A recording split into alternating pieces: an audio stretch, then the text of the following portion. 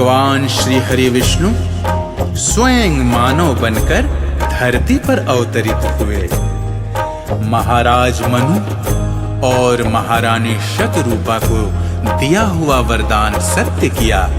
वही महाराज मनु और महारानी शतरूपा अपने अगले जन्म में अयोध्या धाम के महाराजा दशरथ और महारानी कौशल्या हुए। नारायण ने नर शरीर धारण कर इन दोनों महान पुण्य आत्माओं के पुत्र के रूप में जन्म लेकर इनको भी धन्य किया और मानव योनि को भी धन्य किया। भगवान श्री हरि विष्णु अपने साथ अपने अंश रूप में 3 भाइयों को लेकर अवतरित हुए। महाराज दशरथ, कौशल्या, कैकेयी, सुमित्रा के इन 4 पुत्रों का नामकरण संस्कार हुआ। राम, भरत, लक्ष्मण और शत्रुघ्न महाराज दशरथ के महल से लेकर पूरी अयोध्या जी सहित तीनों लोकों में आनंद छा गया। भय प्रकट कृपाला, दीन दयाला, कौशल्या हितकारी।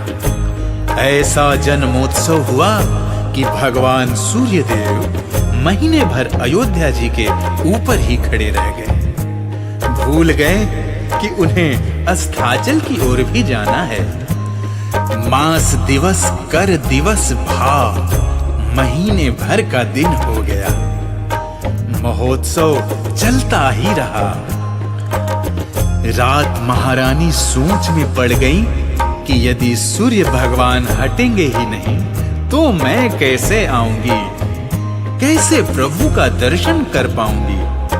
उन्होंने मन ही मन भगवान श्री राम जी से प्रार्थना की, हे प्रभु, हे नारायण, मुझे भी आपके दर्शन करने हैं। सूर्य भगवान को विदा कीजिए जिससे मेरा आगमन हो सके।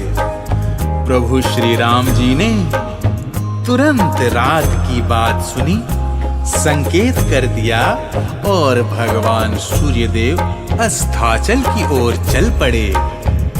रात आई तो भगवान से शिकायत करने लगी कि हे प्रभु, आपने मुझे दर्शन देने में बड़ी ही देरी कर दी। बहुत प्रतीक्षा करवाया आपने प्रभु। भगवान ने कहा, दर्शन देने में भले ही प्रतीक्षा करवाई हो, भले ही विलंब हुआ हो, पर वरदान देने में कोई विलंब नहीं करूंगा। विलंब से आपकी गोद में आया हूं